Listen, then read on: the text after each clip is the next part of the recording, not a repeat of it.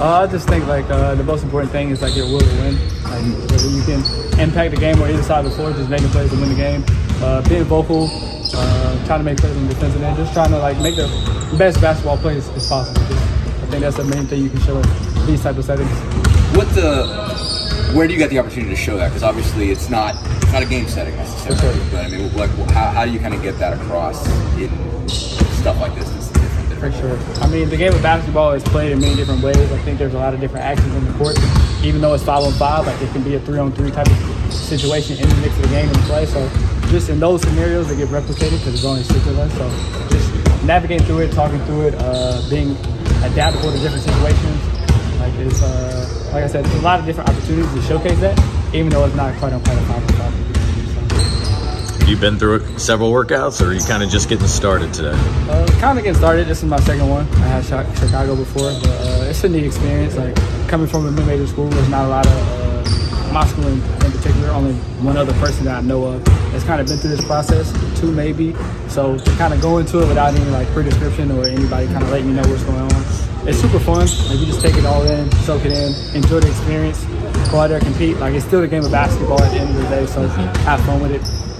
So obviously, you had a ton of success there at Liberty. At a time, obviously, when the portal was opening, you had an extra year with COVID. A lot of people in similar scenarios went someplace else. What kept you where you were, and what do you think that did for you as a player?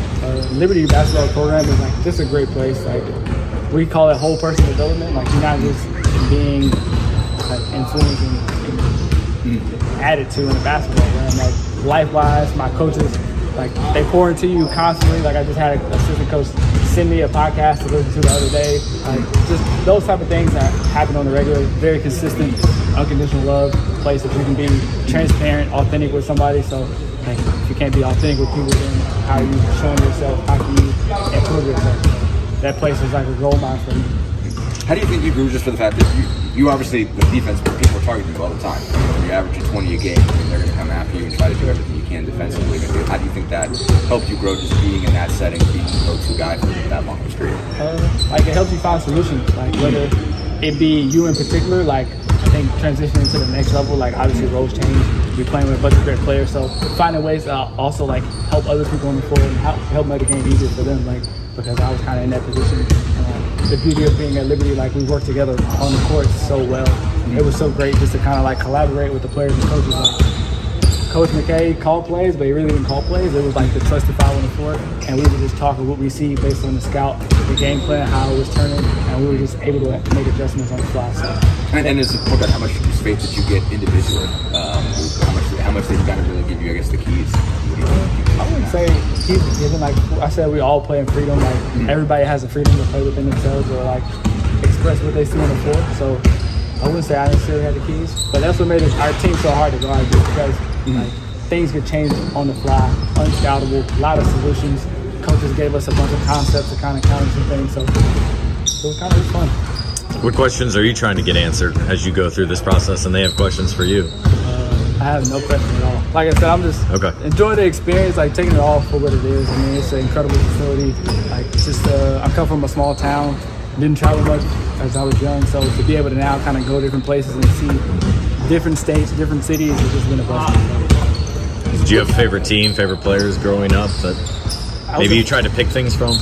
Everyone. Like, I was a fan of everybody. Like, the game of basketball, so many different talents, it's easy to appreciate them if you see them for what they are. Like, I grew up a Steve Francis fan, which not a lot of people are at this day and age, but he was a great player, super athletic. I was kind of athletic as a kid, so we were lower to goal. I would try to come to the lane and dunk like he would. Any scoring guard, any dynamic scorer, like it was easy to be fans of them. Like Brandon Roy was such an incredible talent. Like even at a young age, I could kind of see like, wow, this is something special. So we try to take a little bit from everybody and kind of replicate it. Still kind of that kid like in the backyard, replicating moves. It's kind of a similar thing, but strategically way better. What stood out to you about today's interaction and how things went for you? What stood out for me is just the people, like the assessment and the athletic training room. Like the 2 ladies who helped us out, they were like incredible. Conversation was great. Learned a couple of new things. So just getting to meet new people that's really great at what they do. As far as on the court, like just playing with the talent, like just it's fun. Like, I've known Ricky Council. We're from the same. Roxborough is right beside Durham, so like I knew his older brother. Heard about him coming up, so we were in Dallas together for a couple of weeks, and now to be here at the same time together is kind of unique. Like, where I come from, it doesn't happen often. So I feel like I can ask this as a short guy myself, basically. As a smaller guy, I mean, were there guys in particular that you emulated that way? Basically, there were smaller players that had to, you know, find a way to score. Basically, like, who did you emulate, and what do you think makes you as good of a scorer you are as a shorter guy? I'll answer the first question first. Nate Robinson was like, when he had the dunk contest, he won it twice, I think.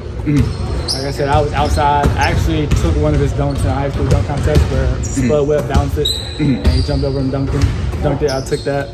But just seeing him, like, he's a big time shot maker in his time. Seeing him get it done in different ways and like have fun in the game. I think he's won any of the short guards. Like, obviously, Damon Federline, talent. Isaiah Thomas, both of them. But the Boston one really had, like, that says my basketball IQ started going a little bit. I really started to pay attention to him. Just watch how we get it done against different ball screen coverages.